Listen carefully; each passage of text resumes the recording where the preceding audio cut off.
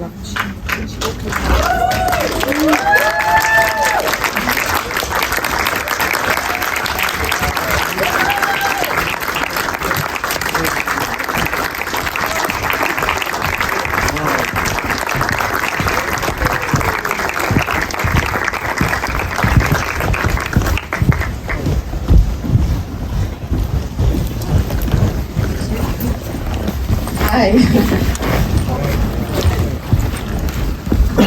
Hello.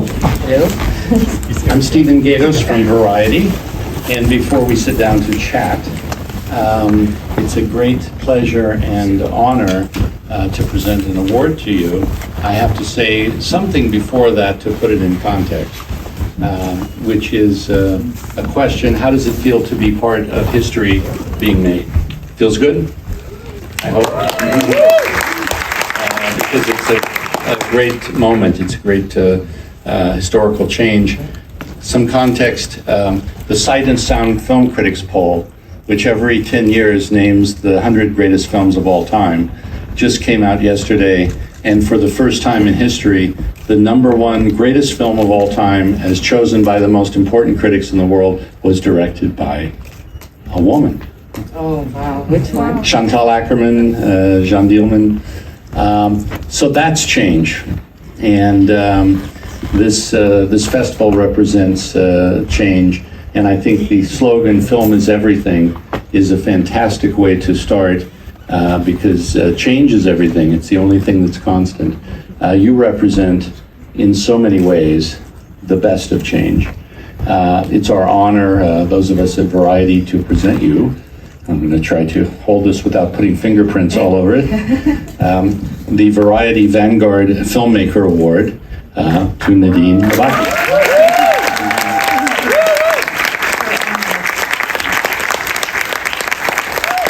Okay. Shall we sit and have a nice water and chat?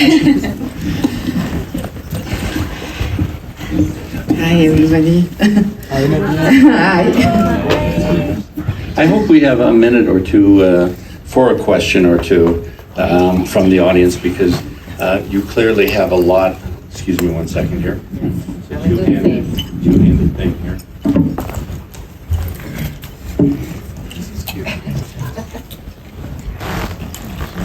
Come back, come back.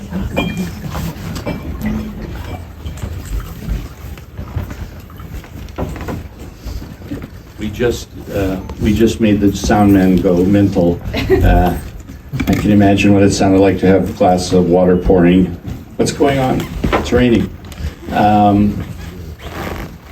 It was fun just beginning to chat with you in the Gold Room. I knew immediately that if my phone didn't work and I didn't have any questions, we were not going to have a problem because there's so much going on right now. I think everyone here knows that you have a very distinguished career as an actress, an incredibly respected career as a filmmaker, and I don't have ability to check my phone to see the year, but I believe Variety named you one of the directors to watch. Yeah. Has it been 15 years or not? I'm very bad at math, but it was in 2007. That's what I thought. That's what I thought. 2007. No, it was 07. It's 15 years. Yeah. Oof. Incredible. I think that's an important point to start, because I know there are aspiring filmmakers here and they think this is all impossible. How do you get started? How do you do it? 15 years ago, we saw your work, and our critics and editors and writers said, this is an important new filmmaker. We have to thank you for making us look smart, because you've proven that not only are you someone to watch, you're someone you must watch.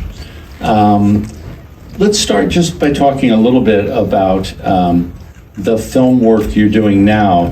You were saying that you're really concentrating a lot on acting, and how many different projects are you working on right now as an actor? I shot in the past few months 3 different films. One that takes place in Egypt, another one in Lebanon, and another one in Greece. And it was for me a way of going back to what I love, which is cinema, being on a film set, being with a new family, a new crew, a new place, a new story, a new character, a new personality for a while, but with less the stress, with less the responsibility, the heavy weight of having to carry a film, having to carry a story, and having to be very responsible of everything you do. And especially now with the craziness of social media and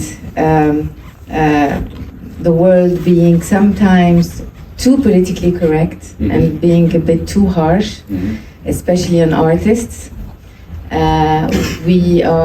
I think many artists are going through the same thing, which is trying to find our voice, what is the right thing to say or do, what is the right place, what is our place, how to find our voice, and it's been I think difficult and a bit paralyzing. So I have been acting because I love this this world, and it's allowing me to grow also in a different way for a while. It doesn't mean that I'm not going to go back to film making, or absolutely not. But I'm just taking a bit of time to just find my new obsession and my new place in the world. Yeah, that's fascinating, because when you spoke about the pressure of directing, I just spent 4 weeks on a film set, producing a film and watching the director and telling my wife every day, I'm so glad I never became a film director, because I can't imagine the pressure. But what you're saying is, in addition to that, the social media world today is another layer. It actually is on your mind that there's a pressure from what is the movie to make, what's the statement to make. Exactly. And unfortunately, sometimes this pressure becomes dangerous. And I think it is becoming dangerous, because it's actually, we tend to start self-censoring ourselves naturally, and it becomes, we start shifting away from who we really are and our innocent way of thinking, and sometimes naive way of thinking, because of this pressure, because you need to do the right thing all the time. And then unfortunately the danger is that your own scale of values changes, and then you don't know anymore for your own values what is right, what's wrong, self-doubt, what's good to say, what's not good to say, what are your own values. It becomes a value or values that are a little bit shaped to the liking of the blessing of other people. And it's very it's heavy, and it's very dangerous, because unfortunately this means that at some point we're going to start looking all like each other and doing the same things, and everything is going to be very polished, because sometimes even if we have, some people have a strong personality to just say I don't care and keep going, but some others don't. So especially for people who are a little bit fragile in that sense, you start to self-censor yourself, and it's very dangerous. So I don't know what the solution is, and if this is just a phase, or this is just a transition, and we're gonna go back to feeling more free. But that's what I'm feeling right now. Interesting. And acting, you're working, the films you've done in the last few years, how many of them are with emerging filmmakers? Like directors, because you mentioned Matthew is a first-time filmmaker. Almost all of them. Really? Yeah. So let's talk about that to get into what we say the nitty-gritty of filmmaking. You're an accomplished director.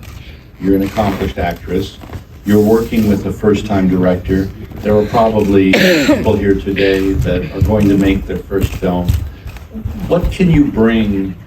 What do you feel is your responsibility to that first-time director? How can you help them and not overwhelm them and not say, "Get out of the way, let me direct"?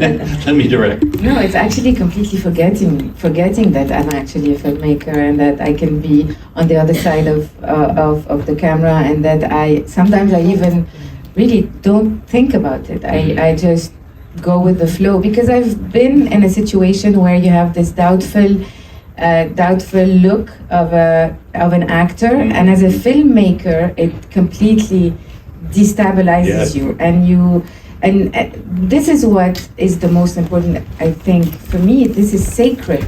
The relationship between the filmmaker and his team is sacred. Mm-hmm. And by the way, I just want to tell you that some of my team on Capernaum are here, and I just absolutely love every one of them.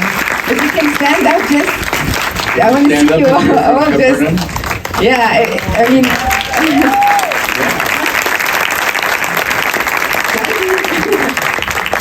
I mean, I love you guys, and I mean, I couldn't do anything without my crew and without my team that is completely, absolutely supportive of everything I do. So to go back to your question, when I'm acting, this is what I want to give also the director I'm working with, this support, because this is what gives them wings to be able to achieve what they want to achieve, and not see this doubtful, look at their work. So I try to just go with the flow, be as much as I can supportive and go with that vision. Sometimes when I feel like there's something that can be done in a better way, it's usually related to the dialogues. It's usually related to how I would say that, let's say that phrase or that, and I've noticed, I can't say that I'm not a professional actress. I started as a filmmaker, and then I started doing it more as a hobby. So when I feel like something is not very true, not very honest, I try to make it as honest as possible, and that's how I work. I think there's a great lesson in that for any actors here, that giving the director that moral support, that belief, that confidence is essential. Then you have a little room to maneuver. You have some room to have a dialogue, but they have to feel that you're on their side and you're not questioning them. Exactly. Because any doubt can actually really completely shake your confidence. Sure. And this is very dangerous. Yeah. Any doubts from anyone, not only the actor. Absolutely. Any person on the team. Yeah. So that's why it's very important from the start, when if I want to give anybody an advice, is actually to be working with people that you humanly connect with, more than anything else. Because experience is important, but it's not as important, at least for me, as this human bond that you can have with your crew, where you feel like you have this support and you have this love, and you can really go anywhere you want, and really it gives you wings. And this is really, really important. It's just choosing to work with people you bond with humanly, and with whom you have the same values, and that are here for you and are supporting you. I think this is this is very, very, very important. There's a natural progression from that to talk about you as a Lebanese filmmaker. I'm going to assume that making films in Lebanon does provide much of what you just described. You do have a base, you do have a core team. Can you talk a little about what being a filmmaker in Lebanon, how it helped you develop and how it is part of your voice?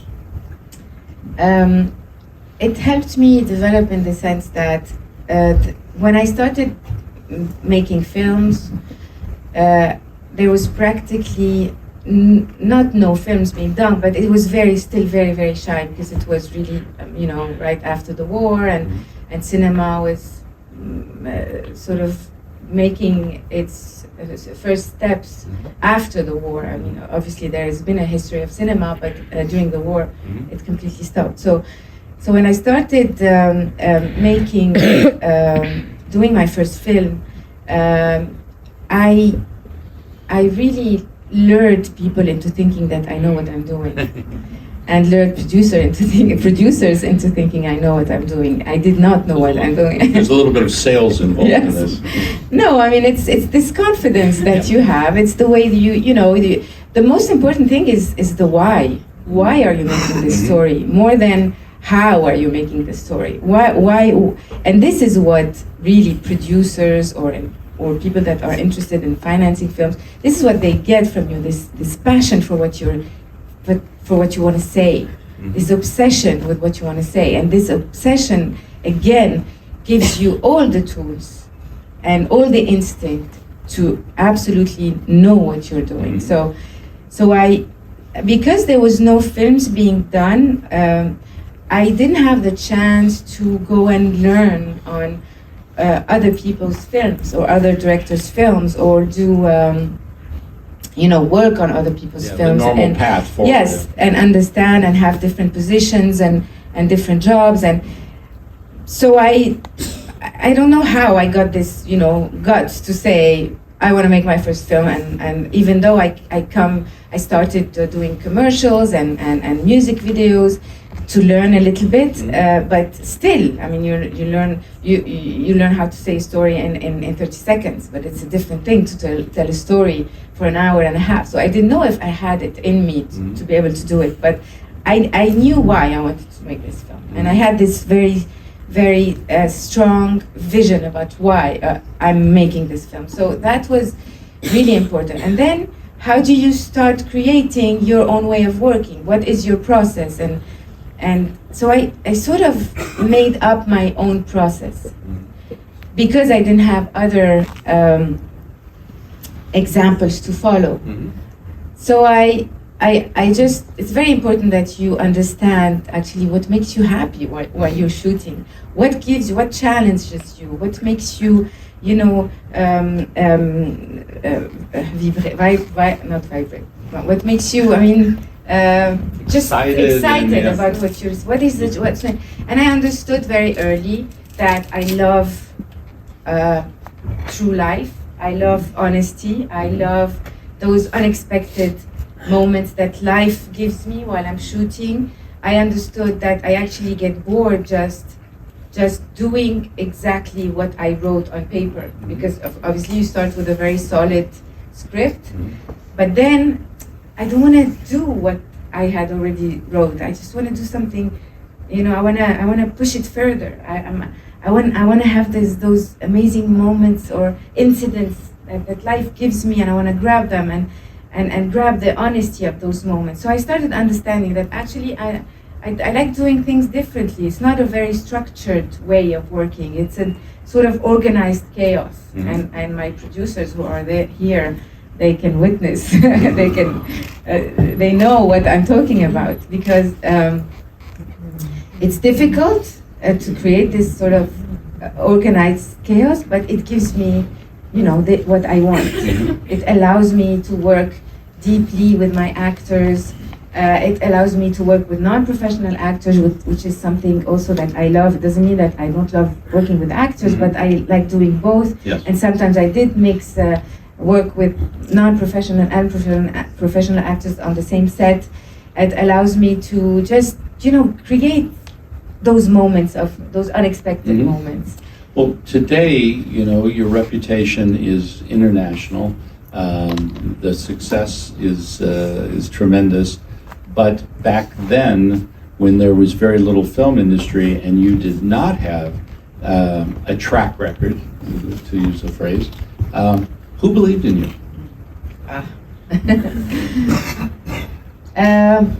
My producer, Anne-Dominique Toussaint, a few friends who maybe are here, like Antoine Khalife, I don't know if he's here, like Hadil Kamel, I don't know if she's here.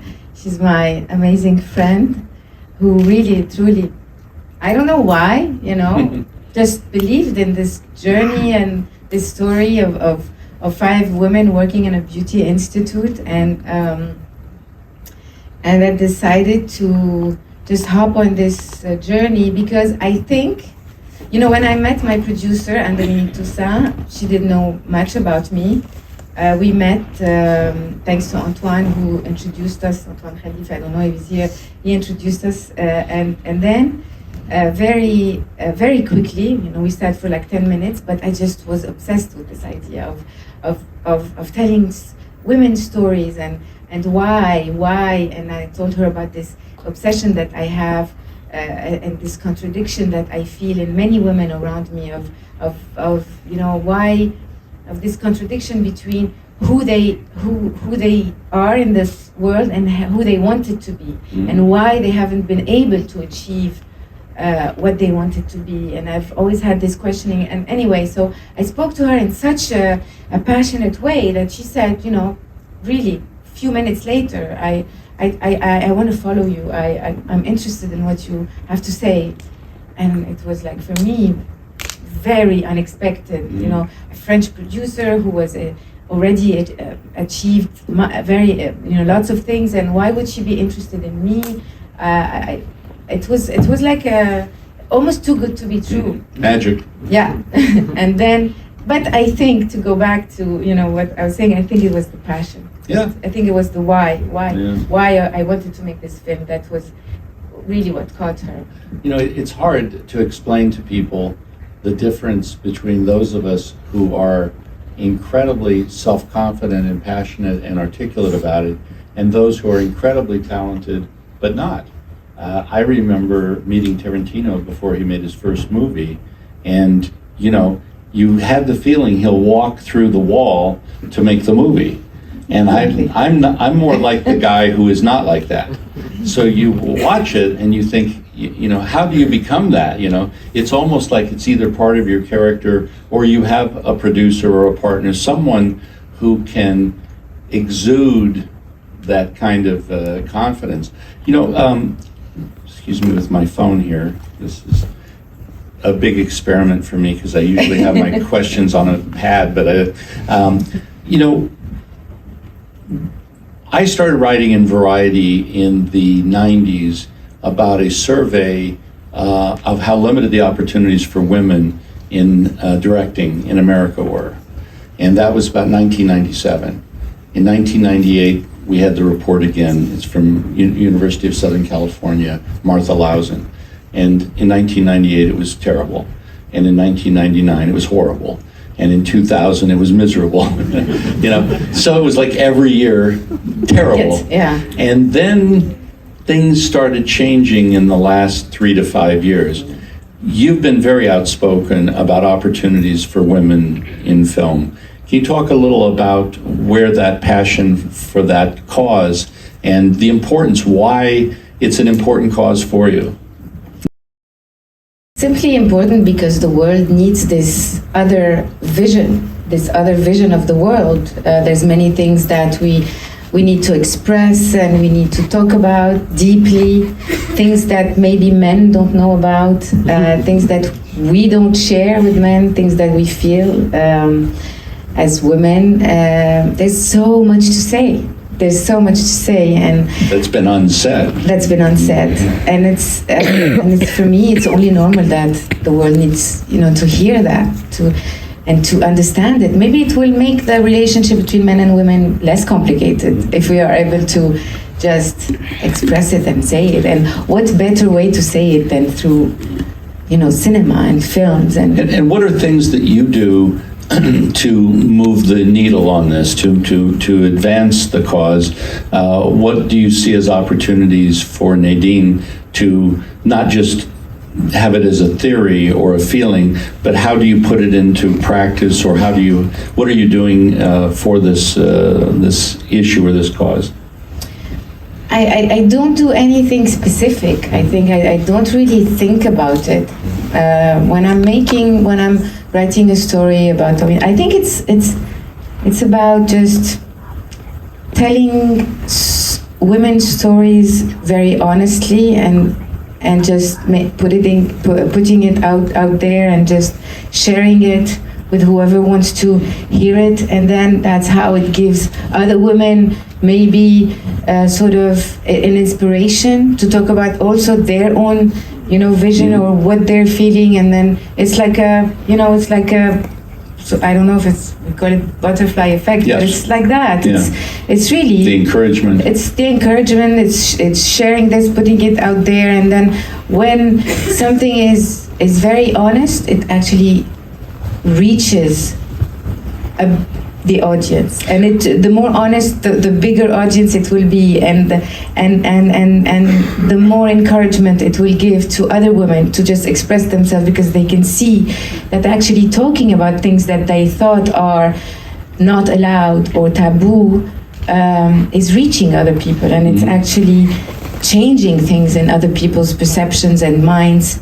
And it gives us this courage. I think it's as simple as that. At least for me, I'm not an activist in that sense. I just, maybe you become an activist before even without even thinking about it. It's just doing things By example, and just doing things, talking about them honestly, and that's it. For me, it's very simple. I would guess you don't find it coincidental that when I asked you who believed in you at the beginning, it was a woman. Absolutely, because I think she understood what I was talking about. She felt it very deeply, and it's these secret codes, because I think we've learned to self-censor ourselves so much during so much as women. It's our shared history. It's our shared hidden codes and secret codes and hidden suffering and hidden frustrations and hidden taboos, and it's like I said, we have so much to say and so much to put out there, and if we've learned how to just suppress it, because we had to be the image or the perfect image for other people for such a long time. No matter where you come from, no matter what culture you come from, in every culture, at many different times of our history, in many different countries, women have felt guilty for being women for such a long time. We've felt oppressed, suppressed. We felt that we were not allowed to talk. We felt that we didn't have our rights. We felt that we were pressured into doing things that we didn't want to do, and so I think there's so much to say. There's so much to say and so much to put out there, and things that nobody knows sometimes. Things about how we feel, what we feel, how we see the world, how we see men, what we want from the world, what we want from men, what we want from our bodies, how we want to use our bodies, what we want to express through our bodies. And it's been so shameful for such a long time to express it through our bodies. Our bodies were, especially from some parts of the world where your body is actually sort of a péché. How do you say péché? A sin. Yeah. Your body is actually a sin. To express it is actually a sin. So now I think there's obviously a shift happening, and there's a transition happening, and this is where it's very important that we start talking about it. And there's nothing more beautiful to see than what's happening in Iran right now. Those amazing women heroes just wanting to shout it out loud and express themselves and express who they are. And truth. It's interesting because what you're saying, as I hear it, is there is an untapped like reservoir of stories, of truth, of feelings, of passion that has been like kept in a box, and now it's opening up to discussion. It reminds me of something that I love. The crime novelist Jim Thompson said every crime movie is essentially what really happened. It's the story of what really happened. Exactly. You know, and what you're saying is Exactly. women are now telling people, here's how we really feel. Here's Exactly. what's really been happening. It's very interesting. You know, you touched on something that fits right into this question I had about the changes. You mentioned Iran. If you were to try to explain this moment to your younger self 15, 20 years ago, and to say, you know, there's going to be this time in 2022 and things are going to be different, how would you describe the moment today as opposed to maybe 1 or 2 decades ago? What's changed most profoundly for you? Personal or social, you know? I think social is, you know, what we're seeing happening in the world. I think those uprisings that are happening in lots of different places in the world give me hope. Mm-hmm. Give me hope that change is coming. It might not come today, it might take time. There might be a very high price to pay for many, many women. But it's beautiful. I mean, it's beautiful to see that. It's beautiful to see that, because we have to stop just, you know, hiding behind our little finger and trying to adapt or make believe that everything's okay. Everything is not okay. And what is amazing to see is that women are, and not only women, I think women and men. I don't like to just. In China right now, it's men and women Exactly. who are not very happy, at least from the news media. Exactly. Most of populations, unfortunately, are unhappy with this, you know, with the political system, or with the way they are being represented. The system of representation doesn't work anymore, and so it's interesting to see that there is this sort of hunger to change it. Mm-hmm. In many parts of the world. There's a hunger to just, you know, it doesn't work anymore. Mm-hmm. And you can see it happening. Obviously, it's going to take time. It doesn't mean many uprisings have failed because, or have been suppressed, or have been contained, mm-hmm. But it doesn't change what we feel inside. Mm-hmm. It doesn't change the frustration. It doesn't change the fact that we are longing for this change. We can feel like it's not working anymore. And I this is what gives me hope. Would you say your mood today, as opposed to 10 years ago, is more or less hopeful? I'm always hopeful. I mean, otherwise I would just become this very cynical person that thinks that, you know, it's not worth it. Why bother? Why bother? It's not worth it to do anything. I'm always hopeful. And I'm always hopeful because that's my way of, that's my process. This is what gives me hope to do something. And you know, there's a saying that I love. I don't know who said it, but it goes like, justice can only be achieved when the people who are not concerned, the people who are not affected, are as concerned as the people who are affected by injustice. Yes. And so for me, this is what gives me hope in a way. I mean, I want to be concerned. I want to be, even if sometimes I'm not affected, I want to be concerned by other people's stories. I want to feel like I want to believe in my potential as a human being, not only, you know, as a filmmaker or as an artist. I want to believe in my power. Mm-hmm. And we have to believe in our power, and each and every one of us. Our individual power to really make a change. And this is something that sometimes we tend to maybe overlook or forget, or not forget, or think that, no, the problem is too big. Mm-hmm. The problem is too big for me to do anything about it. I am I'm just one person.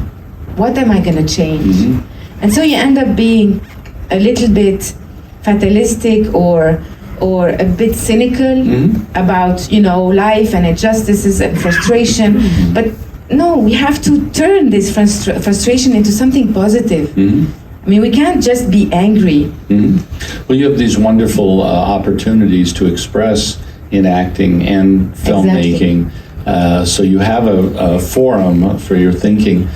To get into some things we were talking about in the Gold Room, I'm fascinated by the conversation we were having about working with professional actors and non-professional, because watching a director work with both, I still, as a writer, I don't quite understand the mechanism or the method to work with two very different kinds of training.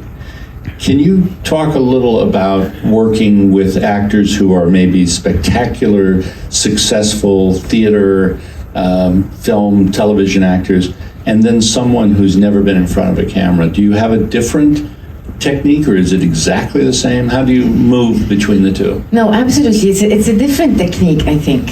It doesn't mean it's the right way, but like I told you, it's my own way of working. It's like when you're working with non-professional actors as a crew and as a crew working behind the scenes, working behind the camera, you have to adapt to them.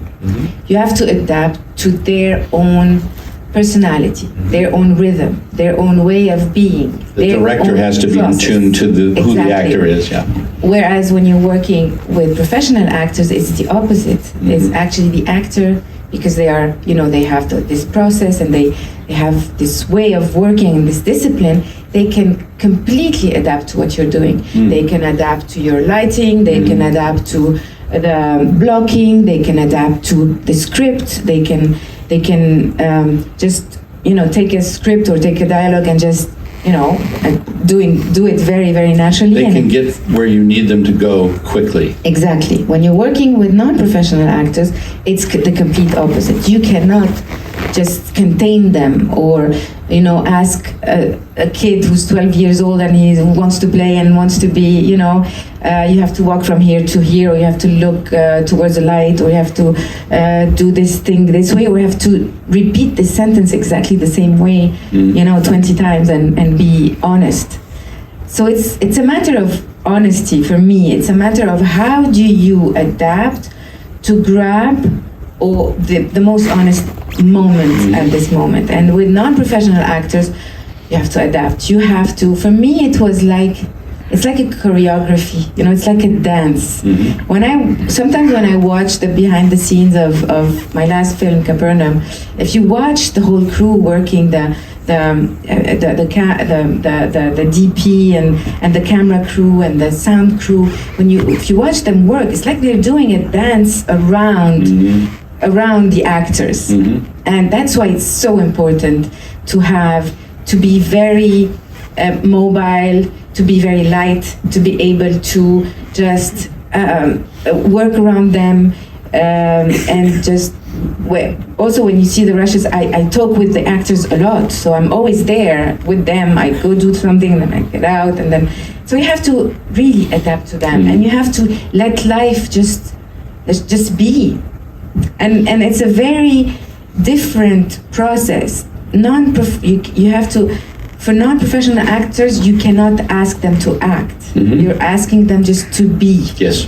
To be who they are in front of the camera. To be who they are with their most honesty, with their also own experience in life, with what they've been through, with their own, and just, you know, it's a collaboration. It's a beautiful collaboration because you are just, so connected with what they've been through, with who they are, and you have to know them really well to be able to do that. Because they need to feel comfortable, they need to feel at ease, they need to feel loved, they need to feel that they have something to say. That you've chosen reassured that you've chosen them for who they are, for exactly who they are. So you can't ask them to act or to become somebody else for the film. when you're working with professional actors, you're actually asking them to act. You're asking them to become the character, to become somebody else for the film, or for. They're so completely different. Completely different way of working. Incredible. Yeah. To go over to the business side of things, as a fan of international cinema, foreign language cinema, I was writing so long ago. I like to say that Variety is 117 years old, and I've only been there 112 years. Yeah. So, but I was writing a long time ago about art house cinema and Americans seeing less and less subtitled foreign movies. But because of the streamers, suddenly Americans are seeing Lebanese and Swedish and French and Argentinian and Egyptian, and there's an appetite for global storytelling and stories from foreign cultures from all over the world. Do you have thoughts about what the streamers represent for a filmmaker or an actress filmmaker like yourself? It's a debate, and it's an interesting debate. Because And maybe an internal debate. I don't know. I mean, for me, it's very important that the cinema ritual, and those platforms to complete each other, and not to compete with each other. Small screen, big screen. Small screen, big screen, Yes. because it's so important for the ritual of having this collective experience, having this collective this experience in the dark room, feeling other people's vibes, and it's a collective beautiful experience. So it's very important that we fight for it. It's very important that we still do it, that we still live it. Obviously, it's not always easy because it's easier when you have your platform, whatever platform it is, for you to watch a film, staying at home. Stay home on the couch. You stay home on the couch. It's much easier. It's much cheaper. Maybe this is where also something needs to be a bit rethought about how much does it cost actually to go to a movie theater and to go with your family. So sometimes it's much cheaper for many people. Just we just do this Subscription. Yes, subscription. Yes. And we stay home and we watch. So I think there's a way of complementing each other and not competing with each other. Both are essential. And both are essential. Yeah. And I'd love to, I'd love that we start, as filmmakers, not having to make that choice, not having to.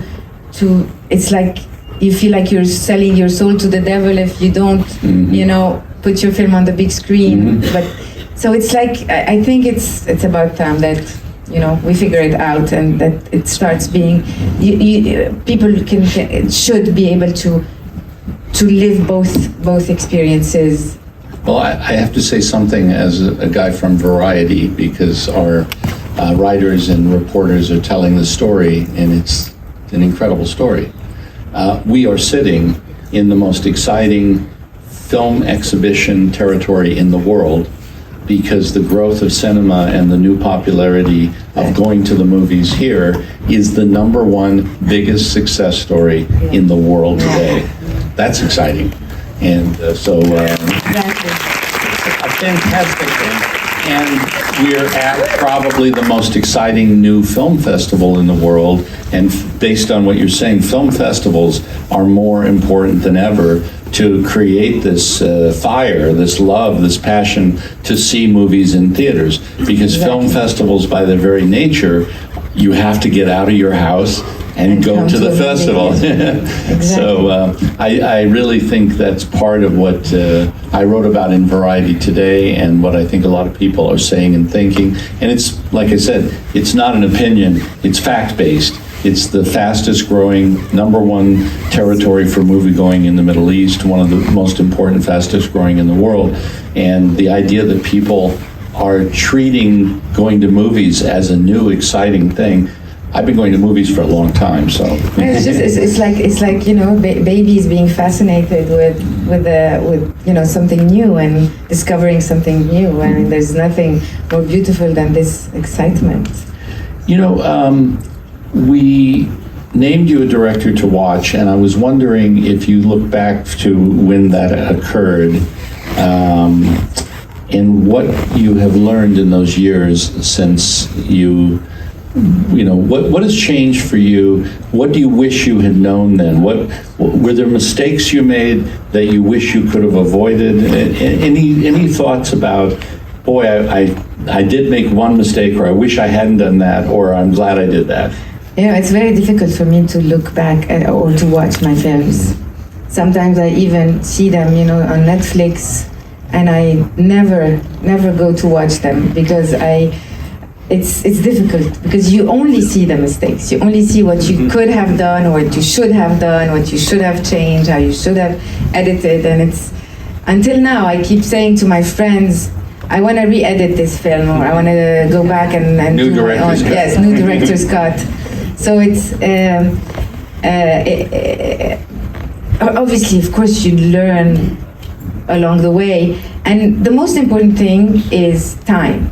Just giving yourself the time to do the things that you want to do. That's the most important thing. Take the time. Take the time. To write the script, to... Exactly. To write the script, to shoot, to edit. And because this pressure of time, actually sometimes I've noticed, it drives you away from your initial intention. And many times I find myself wondering, but this is not how I imagined the scene. Why did I do it this way? Why was I in such a hurry? Why did I do it this way? It was not at all what I had in my mind, because when I'm writing, I have a very, very precise vision. I see the scene. And many times, I find myself completely shifting away from my initial intention because of the pressure of time. And so sometimes you take decisions that you regret for the rest of your life. So this is very important, that going back to that initial intention, no matter what people tell you, how people perceive what you're doing, it's your gut going back to that initial intention and why you wrote this scene. Again, going back to the why. Why did I write this scene? What do I want from it? Obviously, sometimes you have to make concessions because you don't have the right budget or you don't have enough time. But even under this pressure of time, always going back to that moment where is this how I wanted it? Yeah. If not, fight for what you want. And your experience helps you now, because if you know you need 22 days to shoot, or 28 or 36, whatever if you know you need it, if you know you need a certain amount of time for editing, then you know at the very beginning, we have to get this much money or it's never going to be realized. I hope, but do we have time to let the audience ask one question or two? One question. There, sir. And then the lady next to you. Okay, so my question is about your last release film as an actress. It is Costa Brava in Lebanon. Yes. Yeah, so it is really appreciated to shoot that film inside of Lebanon with all the economical crisis currently. Knowing that, it was really easy to shoot it outside of Lebanon. Like, it was a one location, it is a green hill with a house. So why did you choose to shoot it in Lebanon, and what was the challenges of shooting it? And what is the title of the film? Costa Brava. Costa Brava. And the question was, you chose to shoot in Lebanon. It might have been easier to shoot somewhere else. And what was your reasoning? This is a question that Munya, the director of the film, should answer, not me. I mean, because I was only an actress in this film. But I know that it was very important because from all the conversations that we had with Munya, is that it's very important to shoot in Lebanon because it was an act of resistance. Very simply, it was right after the Beirut blast, and everybody was very, of course, affected by everything that was happening. And for us, it was like, we should, in spite of all the problems, in spite of all the difficulties, it's very important that we keep making films, we keep making art, because this is, cultural resistance is the only thing we have left. Social solidarity. And you had a question as well. Thank you. First, I want to say thank you very much for being here. It's an honor to have you. And thank you for bringing the Kafir Nakhon's team. I know you said you're focusing on being an actress now and working in other people's films, but I want to know, what's the story that is keeping you up at night? What's the story that you want to tell? Nice question. In your film? You're acting a lot, but is there a story that you have in your heart you really want to tell soon? So many. So many. There's so much to say. I think we're very lucky that that we're going through this, and that I'm witnessing this part of history, that I'm witnessing. I'm part of, this shift that is happening. But there's so much to say. It's impossible to sum it up. That's why maybe I haven't been writing my next film yet, because there's many obsessions, and I'm waiting for the biggest obsession to just, it's difficult to say. There's so many things. Thank you. We have to wrap it up. Thank you so much. It's a great day. Thank you.